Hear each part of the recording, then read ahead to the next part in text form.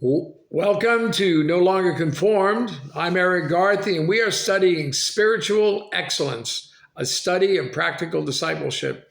In this session, we'll be looking at Luke chapter 14, verses 25 to 33. Excellence costs your commitment.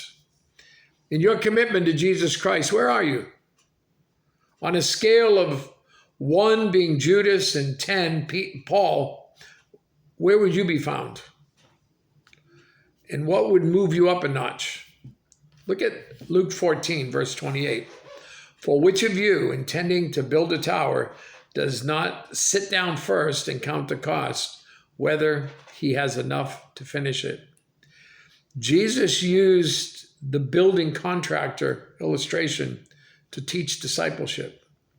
What would it cost for you to become more committed? Look at Luke chapter 6, verse 49 down to verse 46, down to verse 49. But why do you call me Lord, Lord, and not do the things which I say? Whoever comes to me and hears my sayings and does them, I will show you whom he's like. He's like a man building a house who dug deep and laid the foundation on the rock. And when the flood arose, the stream beat vehemently against the house and could not shake it, for it was founded on the rock. But he who heard and did nothing is like a man who built a house on the earth without a foundation, against which the stream beat vehemently, and immediately it fell, and the ruin of that house was great. Do you understand discipleship? Matthew chapter 11, verses 28 to 30, talk about discipleship. Jesus said, "Come to me, all you who labor and are heavy laden, and I'll give you rest. Take my yoke upon you and learn from me, for I am gentle and lowly in heart, and you will find rest for your souls. For my yoke is easy and my burden is light." Just that imagery that Jesus uses of the yoke, of you being yoked to Jesus. It's an imagery from agriculture of the oxen who would pull the plow to plow the field. There would be an older, more experienced oxen, and then there would be a young one that needed to be trained. And that young one he didn't like being in that yoke, and he didn't like being controlled. He wanted to just go off and do what he wanted to do. And so he pulled against that yoke.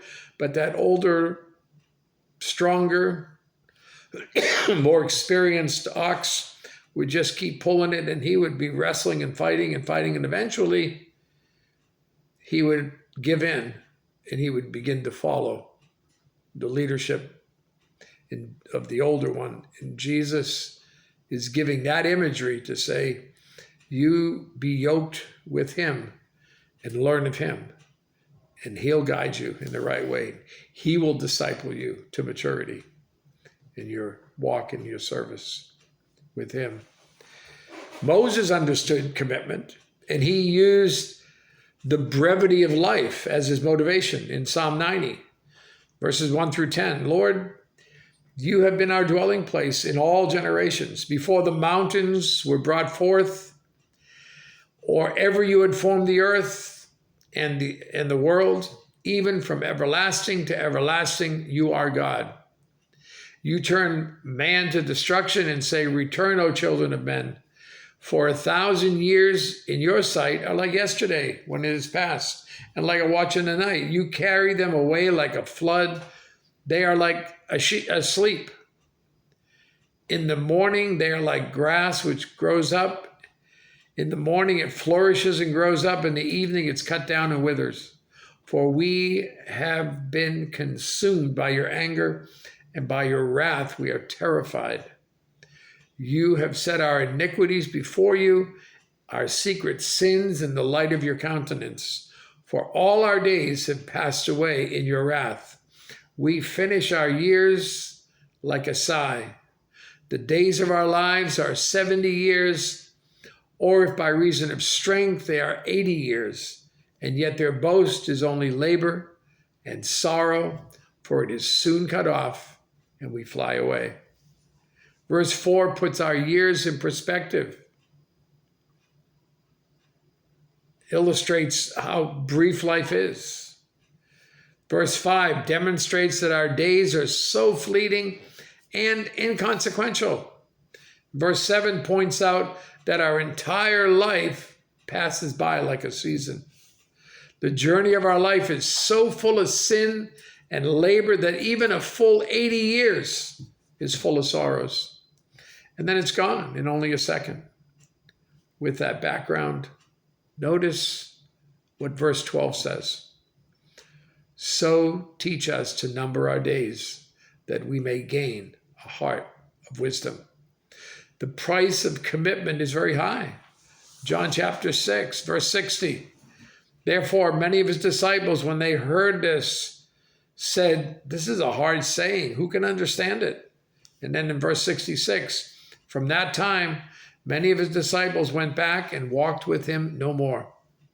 Just consider for a moment from our text in Luke 14, the costs of discipleship.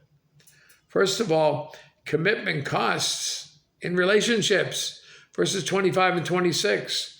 Now great multitudes went with him, and he turned and said to them, if anyone comes to me and does not hate his father and mother, wife and children, brothers and sisters, yes, and his own life also, he cannot be my disciple.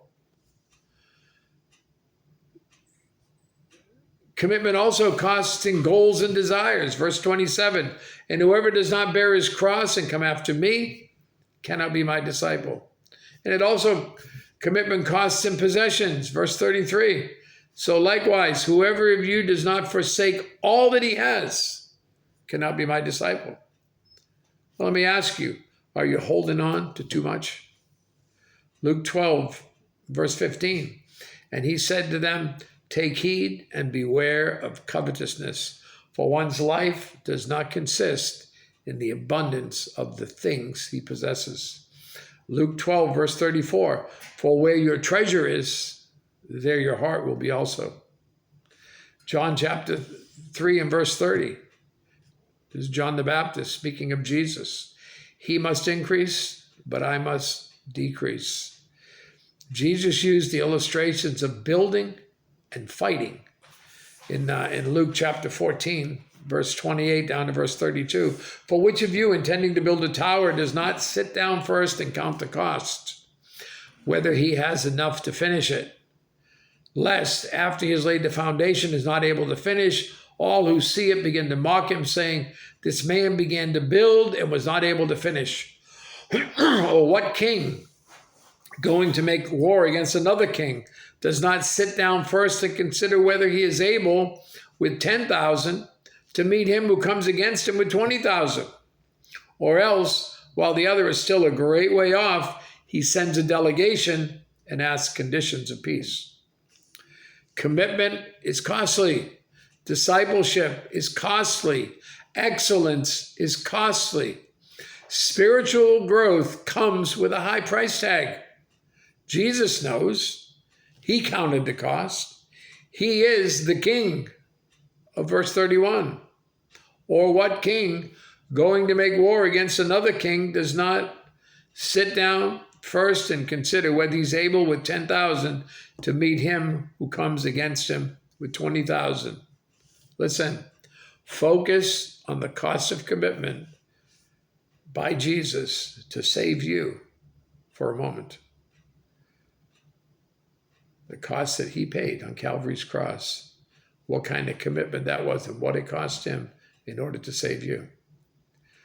Let me ask you, what are you holding on to? Or what's holding on to you? And what limit have you placed on your commitment to Jesus Christ? You answer those questions and you have a great day.